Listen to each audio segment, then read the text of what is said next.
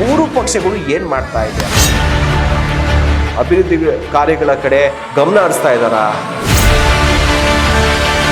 Central ಇಂದ ಹಣ ಕೊಡ್ತಾ ಇಲ್ಲ, ರಾಜ್ಯ ಸರ್ಕಾರ ಕೈಲಿ ಮಾಡಕ್ಕಾಗ್ತಾ ಇಲ್ಲ. ಎಲ್ಲೂ ಕೂಡ ಒಂದು ಸಿಮೆಂಟ್ ರಸ್ತೆಗಳು ಕಾಮಗಾರಿಗಳು ನಡೀತಾ ಇರೋದು ನೋಡ್ತಾ ಇಲ್ಲ, ಡಾಂಬರೀಕರಣಗಳಾಗ್ತಾ ಇಲ್ಲ. ಡಿ ಕೆ ಶಿವಕುಮಾರ್ ಅವರು ಬ್ರ್ಯಾಂಡ್ ಬೆಂಗಳೂರು ಅಂತ ಹೇಳಿ ಅದು ಎಲ್ಲಿವರೆಗೂ ಅನುಷ್ಠಾನಕ್ಕೆ ಬಂತು? ಬಿಜೆಪಿಯಲ್ಲೂ ಕೂಡ ಒಳಜಗಳ, ಕಚ್ಚಾಟ. JDS ಮನೆಯೊಂದು 3 ಬಾಗಿಲಲ್ಲ 6 ಬಾಗಿಲಾಗೋಗಿದೆ. ಪಕ್ಷನೇ ಇದೆಯಾ ಇಲ್ವಾ ಅನ್ನುವಂಥದ್ದು,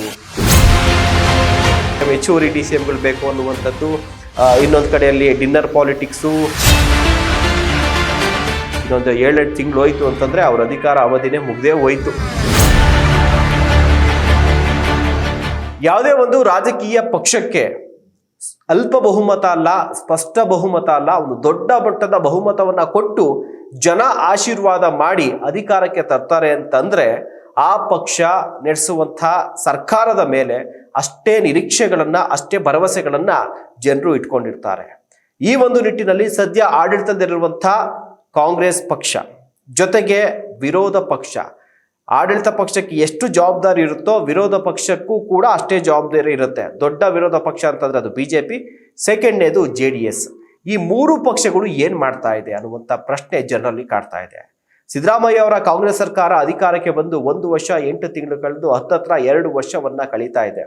ಇಷ್ಟಿದ್ರೂ ಕೂಡ ಈ ಒಂದು ಅವಧಿಯಲ್ಲಿ ನಾವು ಕೇವಲ ಕಾಂಗ್ರೆಸ್ ಸರ್ಕಾರವನ್ನ ಟೀಕೆ ಮಾಡ್ತಿದೀವಿ ಅಂತಲ್ಲ, ಸಾರಾಸಗಟಾಗಿ ವಿರೋಧ ಪಕ್ಷಗಳು ಏನ್ ಮಾಡ್ತಾ ಇದೆ, ಜೊತೆಗೆ ಆಡಳಿತ ಪಕ್ಷ ಏನ್ ಮಾಡ್ತಾ ಇದೆ ಅನ್ನುವಂಥ ವಿಚಾರದ ಬಗ್ಗೆ ನಾವಿವತ್ತು ಮಾತನಾಡ್ತಾ ಇದ್ದೀವಿ.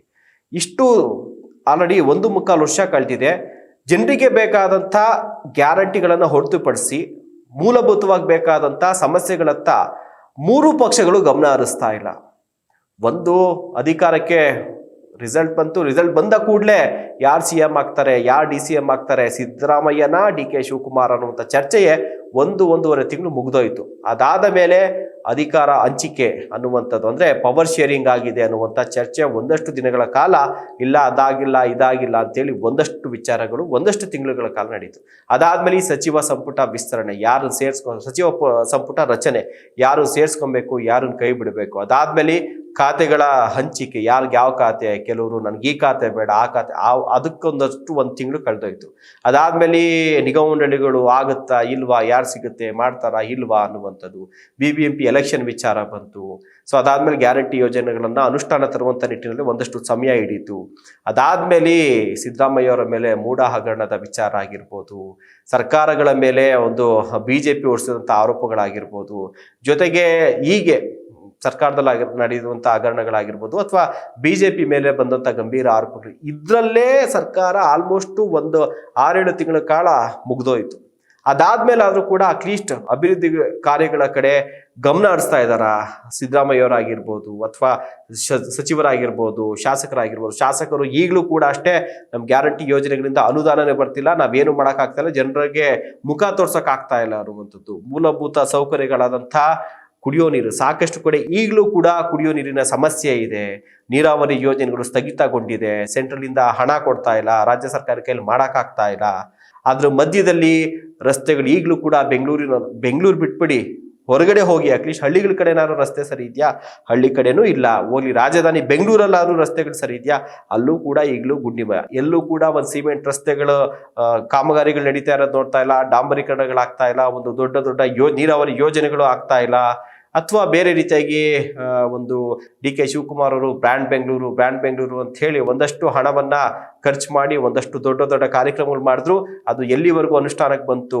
ಬ್ರ್ಯಾಂಡ್ ಬೆಂಗಳೂರಿನ ನಿಟ್ಟಿನಲ್ಲಿ ಬರೀ ಸಭೆಗಳಾಗಿದ್ದೇ ಬಂತು, ಇಂಪ್ಲಿಮೆಂಟೇಷನ್ ಬಗ್ಗೆ ಯಾವುದೇ ರೀತಿಯಾದಂತಹ ಒಂದು ಮಾಹಿತಿಗಳು ಸಿಗ್ತಾ ಇಲ್ಲ. ಜೊತೆಗೆ ಇವೆಲ್ಲವನ್ನು ಕೂಡ ಪ್ರಶ್ನೆ ಮಾಡಬೇಕಾದಂಥ ಬಿಜೆಪಿಯಲ್ಲೂ ಕೂಡ ಒಳಜಗಳ, ಕಚ್ಚಾಟ, 3-4 ಬಣಗಳಾಗಿದೆ. ವಿರೋಧ ಪಕ್ಷವಾಗಿ ಅವರು ಕೂಡ ಸರ್ಕಾರಕ್ಕೆ ಒಂದು ಆಗಾಗ ದಾರಿ ತಪ್ಪಂತ ಟೈಮಲ್ಲಿ ಅವರಿಗೆ ಒಂದಷ್ಟು ಪ್ರತಿಭಟನೆಗಳ ಮೂಲಕ ಆ ಒಂದು ಸರ್ಕಾರಕ್ಕೆ ತಿದ್ದಿ ಸಿಡುವಂತ ಕೆಲಸ ಮಾಡಬೇಕು ಅಂತ ಬಿಜೆಪಿ ಕಾಂಗ್ರೆಸ್ಗಿನ ಒಂದು ಮಟ್ಟದಲ್ಲಿ ದೊಡ್ಡ ಮಟ್ಟದಲ್ಲೇನೆ ಅಲ್ಲಿನ ಆಂತರಿಕ ಜಗಳಗಳು, ಹೈಕಮಾಂಡ್ನ ಹಿಡಿತಾ ಇಲ್ಲ ರಾಜ್ಯ ಒಂದು ಬಿಜೆಪಿಯ ಮೇಲೆ. ಇನ್ನ JDS ಮನೆ ಒಂದು 3 ಬಾಗ್ಲಲ್ಲ 6 ಬಾಗ್ಲಾಗೋಗಿದೆ. ಅಲ್ಲಿ ಯಾರು ಶಾಸಕರು ಇದ್ದಾರೆ ಇಲ್ಲ, ಪಕ್ಷನೇ ಇದೆಯಾ ಇಲ್ವಾ ಅನ್ನುವಂಥದ್ದು. ಸೊ ಇದ್ರ ಮಧ್ಯದಲ್ಲಿ BBMP ಚುನಾವಣೆ ಯಾರಿಗೂ ಬೇಕಾಗಿಲ್ಲ. ಹೀಗಾಗಿ ಜನರಿಗೂ ಕೂಡ ಏನ್ ನಡೀತಿದೆ ಅಂದ್ರೆ ಡೈಲಿ ಡೆವಲಪ್ಮೆಂಟ್ಗಳು ಏನಾಗ್ತಿದೆ ನೋಡ್ತಿದ್ದಾರೆ. ಮಾಧ್ಯಮಗಳಲ್ಲೂ ಕೂಡ ಅದನ್ನೇ ತೋರಿಸ್ತಿದ್ದಾರೆ. ಏನು ಆಗ್ಲಿಲ್ಲ ಅಂದಾಗ ಇನ್ನೇನು ತೋರ್ಸಕ್ಕಾಗುತ್ತೆ? ಮಾಧ್ಯಮದಲ್ಲಿ ಕೂಡ ನಡೆಯುವಂಥ ಕಚ್ಚಾಟಗಳನ್ನ ತೋರಿಸ್ಬೇಕಾಗತ್ತೆ. ಅವ್ರು 1 ರೌಂಡ್ ಕಚ್ಚಾಡ್ತಿದ್ರೆ ಅದು 4 ರೌಂಡು ಮಾಧ್ಯಮಗಳಾಗಿ ತೋರಿಸ್ಲೇಬೇಕಾಗತ್ತೆ. ಯಾಕಂದ್ರೆ 24x7 ಚಾನಲ್ ಅಂದ್ಮೇಲೆ ಆ ರೀತಿಯಾಗಿ ತೋರಿಸ್ಲೇಬೇಕು, ಏನೂ ಮಾಡೋಕ್ಕಲ್ಲ. ಆ ರೀತಿಯಾದ ಪರಿಸ್ಥಿತಿಯಲ್ಲಿ ಮಾಧ್ಯಮಗಳು ಕೂಡ ನಡ್ಕೊಂತಾ ಇರುವಂಥದ್ದು. ಹೀಗೆ ಆದರೆ ಇನ್ನೊಂದು 7-8 ತಿಂಗಳು ಹೋಯ್ತು ಅಂದರೆ ಸಿದ್ದರಾಮಯ್ಯವರ ಈಗಲೇ ಶುರುವಾಗಿ ಹೋಗಿದೆ. CM DCM ಅವರು CM ಸ್ಥಾನಕ್ಕೋಸ್ಕರ ಟವಲ್ ಹಾಕಿರುವಂಥದ್ದು. DCM DK ಶಿವಕುಮಾರ್ KPCC ಅಧ್ಯಕ್ಷರು ಕೂಡ ಅವರ ಒಂದು ಸ್ಥಾನಕ್ಕೆ ಕಾಂಗ್ರೆಸ್ನ ಇತರ ನಾಯಕರು ಟವಲ್ ಹಾಕಿರುವಂಥದ್ದು. ಇಲ್ಲ ಸಿದ್ದರಾಮಯ್ಯ CM ಆಗ್ತಾರೆ, ಮುಂದುವರಿತಾರೆ ಅನ್ನುವಂಥದ್ದು. ಇಲ್ಲ ಹೆಚ್ಚುವರಿ DCMಗಳು ಬೇಕು ಅನ್ನುವಂಥದ್ದು. ಇನ್ನೊಂದು ಕಡೆಯಲ್ಲಿ ಡಿನ್ನರ್ ಪಾಲಿಟಿಕ್ಸು, ಜೊತೆಗೆ ಈ ಪ್ರಾಸ್ಟಿಟ್ಯೂಟ್ ಅಂತ ಇವ್ರಿಗೆ ಬೈದ, ಕೊಲೆಗಾರ ಅಂತ ಇವ್ರಿಗೆ ಬೈದ್ರು.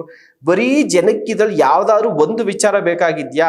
ಖಂಡಿತವಾಗ್ಲೂ ಜನಕ್ಕೆ ಬೇಕಾಗಿಲ್ಲ. ಜನಕ್ಕೆ ಬೇಕಾಗಿರುವಂಥದ್ದು ಕುಡಿಯೋ ನೀರು. ಎಷ್ಟೋ ಕಡೆ ಈಗಲೂ ಕೂಡ ಕುಡಿಯೋ ನೀರಿನ ವ್ಯವಸ್ಥೆಗಳಿಲ್ಲ. ಬಾಣಂತಿಯರ ಸರಣಿ ಸಾವುಗಳಾಗ್ತಾ ಇದೆ, ಅದ್ರ ಬಗ್ಗೆ ಗಮನ ಹರಿಸ್ತಾ ಇಲ್ಲ ಸರ್ಕಾರಗಳು. ಆಸ್ಪತ್ರೆಗಳಲ್ಲಿ ಮೂಲಭೂತ ಸೌಕರ್ಯಗಳ ವ್ಯವಸ್ಥೆಗಳಿಲ್ಲ, ರಸ್ತೆಗಳಿಲ್ಲ, ಚರಂಡಿಗಳಿಲ್ಲ, ಕೆಲವು ಕಡೆ ಸಾಂಕ್ರಾಮಿಕ ಕಾಯಿಲೆಗಳು, ಹೀಗೆ ಸಾಕಷ್ಟು ಸಮಸ್ಯೆಗಳಿದೆ. ಬಟ್ ಅದ್ರ ಬಗ್ಗೆ ಎಲ್ಲೂ ಕೂಡ ಡಿಸ್ಕಸ್ ಆಗ್ತಾ ಇಲ್ಲ. ಅದನ್ನು ಕೇಳಬೇಕಾದಂಥ ವಿರೋಧ ಪಕ್ಷಗಳು ಕೂಡ ಸತ್ತು ಸುಣ್ಣ ಆಗಿ ಅವ್ರದೇ ಆದಂಥ ಒಂದು ಸಮಸ್ಯೆಗಳಲ್ಲಿ ಸಿಲುಕೊಂಡು ಅವರೇ ಕೆರ್ಕೊಂಡು ಕಚ್ಚಾಟ ಮಾಡ್ತಾ ಇದ್ದಾರೆ. ಇನ್ನು BJP ವಿಚಾರಕ್ಕೆ ಬಂದರೆ ಅಲ್ಲಿ ಯತ್ನಾಳ್ದೆ ಒಂದು ಟೀಮು, ಜೊತೆಗೆ ಪ್ರತಾಪ್ ಸಿಂಹ ಇವ್ರುಗಳ್ದೆಲ್ಲ ಒಂದು ಟೀಮು, ಅದ್ರ ಜೊತೆಗೆ ಈ ಸೀನಿಯರ್ಸ್ಗಳದ್ದೇ ಒಂದು ಟೀಮ್ ಆಗಿದೆ, ವಿಜಯನವ್ರದ್ದೇ ಒಂದು ಟೀಮ್ ಆಗಿದೆ. ಹೀಗಾಗಿ ಇವೆಲ್ಲವನ್ನ ಕೂಡ ಸೈಲೆಂಟಾಗಿ ನೋಡ್ತಾ ಇರೋಂಥ ಮತ್ತೊಂದು ಟೀಮ್ ಆಗಿದೆ. ಅಲ್ಲೂ ಕೂಡ ಅಷ್ಟೇ, ಸೆಂಟ್ರಲ್ ಅಲ್ಲಿ BJP ಸರ್ಕಾರ ಇದ್ರೂ ಕೂಡ ರಾಜ್ಯಕ್ಕೆ ಬರಬೇಕಾದಂತ ಅನುದಾನಗಳು ಸರಿಯಾಗಿ ಸಿಗ್ತಾ ಇಲ್ಲ. ಅದ್ರ ಬಗ್ಗೆ ಸದನದಲ್ಲಿ ಮಾತನಾಡುವಂಥದ್ದು ಅಥವಾ ಕೇಂದ್ರದ ನಾಯಕರನ್ನ ಭೇಟಿ ಮಾಡಿ ಅವ್ರಿಗೊಂದು ಲೆಟರ್ ಕೊಡುವಂಥದ್ದು, ಅಟ್ಲೀಸ್ಟ್ ಮೇಜನ್ನ ಕುಟ್ಟಿ ಕೇಳುವಂತ ಒಂದು ಸಾಮರ್ಥ್ಯವನ್ನೇ ಕಳ್ಕೊಂಡ್ಬಿಟ್ಟಿದ್ದಾರೆ BJP ನಾಯಕರು. ಇನ್ನ ಕುಮಾರಸ್ವಾಮಿ ಅವರು ಒಬ್ಬರೇ JDS ಅಲ್ಲಿ ಅನ್ನೋಂಥ ರೀತಿಯಲ್ಲಿ ಮೇಲ್ನೋಟ ಕಾಣುತ್ತೆ. ಯಾಕಂದ್ರೆ ಅವ್ರು ಸೆಂಟ್ರಲ್ ಮಿನಿಸ್ಟರ್ ಆಗಿರೋದ್ರಿಂದ ಆಗಾಗ ಬರ್ತಿರ್ತಾರೆ, ಹೋಗ್ತಿರ್ತಾರೆ. ಅವ್ರು ಬಿಟ್ರೆ ಇನ್ಯಾವ JDS ಶಾಸಕರು ಕೂಡ ಏನ್ ಮಾಡ್ತಿದ್ದಾರೆ ಎತ್ ಮಾಡ್ತಿದ್ದಾರೆ ಇಲ್ಲ. ಯಾಕಂದ್ರೆ ಅವ್ರಿಗೂ ಅನುದಾನಗಳು ಸಿಗ್ತಾ ಇಲ್ಲ, ಅಥವಾ ನಾವು BJPನ ನಾವು JDS ಅನ್ನುವಂಥ ಗೊಂದಲ ಅವರಲ್ಲೇ ಇದೆ.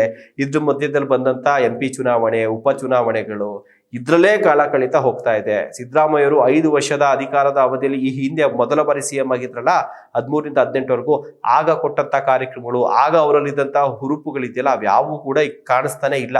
ಇನ್ನೊಂದು 7-8 ತಿಂಗಳು ಹೋಯ್ತು ಅಂತಂದ್ರೆ ಅವ್ರ ಅಧಿಕಾರ ಅವಧಿನೇ ಮುಗ್ದೇ ಹೋಯ್ತು. ಇನ್ನೊಂದು 10 ತಿಂಗಳು ಅನ್ಕೊಳ್ಳಿ ಅವ್ರ ಅಧಿಕಾರ ಅವಧಿ. ಈಗಲೇ ಆಲ್ರೆಡಿ CM ಸ್ಥಾನಕ್ಕೋಸ್ಕರ ಕಚ್ಚಾಟಗಳು ಶುರುವಾಗಿದೆ. ಈಗೆಲ್ಲ ಇದ್ದ ಅಂತ ಟೈಮಲ್ಲಿ ಜನ ಕೂತು ಯೋಚನೆ ಮಾಡ್ತಿರ್ತಾರೆ. ಬಟ್ ಎಲ್ಲೂ ಕೂಡ ಅದನ್ನ ಹೇಳ್ಕೊಳಕ್ಕೊಂದು ವೇದಿಕೆ ಸಿಕ್ಕಿಲ್ಲ ಅನ್ಸುತ್ತೆ. ಸೊ ನಿಜವಾಗ್ಲೂ ನೀವು ನಿರೀಕ್ಷೆ ಇಟ್ಟಿದ್ದಂಥದ್ದೇನು? 3 ಪಕ್ಷಗಳ ಮೇಲೆ ಅವ್ರು ಮಾಡ್ತಾ ಇರುವಂಥದ್ದೇನು? ಏನು ಕೆಲಸಗಳಾಗಬೇಕು? ಗ್ಯಾರಂಟಿ ಯೋಜನೆಗಳನ್ನ ತಂದೋ ಅನ್ನುವಂಥ ಒಂದೇ ವಿಚಾರವನ್ನ ಇಟ್ಕೊಂಡು ನಾವು ಅನುಷ್ಠಾನಕ್ಕೆ ತಂದು ನಾವು ಮುಟ್ಟಿಸ್ತೋ, ಅದೊಂದೇನಾ? ಗ್ಯಾರಂಟಿ ಇಲ್ಲಾಂದ್ರೆ ಸರ್ಕಾರ ನಡೀತಾ ಇರಲಿಲ್ವಾ? ಜನಕ್ಕೆ ಬೇಕಾಗಿರೋವಂಥದ್ದು ನಾನು ಹೇಳ್ದಾಗೆ ಕುಡಿಯೋ ನೀರು, ಆಸ್ಪತ್ರೆ ಸೌಕರ್ಯಗಳು, ಎಜುಕೇಷನ್ ಸಿಸ್ಟಮ್ ಬದಲಾಗಬೇಕು, ರಸ್ತೆಗಳು ಸರಿ ಹೋಗಬೇಕು.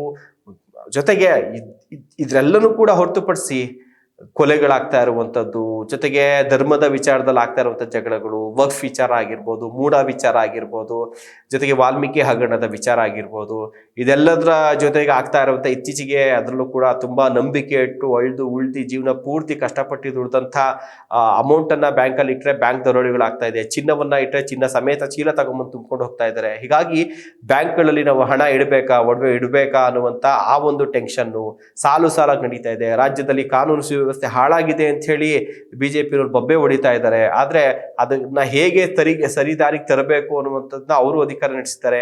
ಅವರು ಅದ್ರ ಬಗ್ಗೆ ಯಾವುದನ್ನು ಕೂಡ ಸೀರಿಯಸ್ ಆಗಿ ಹೇಳ್ತಿಲ್ಲ. ಬರೀ ರಾಜಕೀಯ ಮಾಡಬೇಕು, 3 ಪಕ್ಷಗಳು ಹೇಳ್ತಾರಲ್ಲ ರಾಜಕೀಯ ಮಾಡ್ತಾರೆ.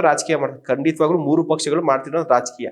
ಇದ್ರ ಮಧ್ಯದಲ್ಲಿ ಓಟ್ ಹಾಕಿ ಗೆಲ್ಸಿ ಏನೋ ಮಾಡ್ತಾರೆ, ಏನೋ 3 ಪಕ್ಷಗಳು ಮಾಡ್ತವೆ ಅಂತ ಹೇಳಿ ನಿರೀಕ್ಷೆ ಇಟ್ಕೊಂಡಂತ ಮತದಾರ ಮಾತ್ರ ದಿನ ನೋಡ್ಕೊಂಡು ಸುಮ್ಮನಾಗುವಂತ ಪರಿಸ್ಥಿತಿ ಇದೆ. ಇದೆಲ್ಲದ್ರ ಬಗ್ಗೆ ನಿಮ್ಮ ಕಮೆಂಟ್ ಏನಿದೆ ಕಮೆಂಟ್ ಬಾಕ್ಸಲ್ಲಿ ತಿಳಿಸಿ ಅಂತ ಹೇಳ್ತಾ ಕಾರ್ಯಕ್ರಮ ಮುಗಿಸ್ತಾ ಇದ್ದೀನಿ. ನಮಸ್ಕಾರ.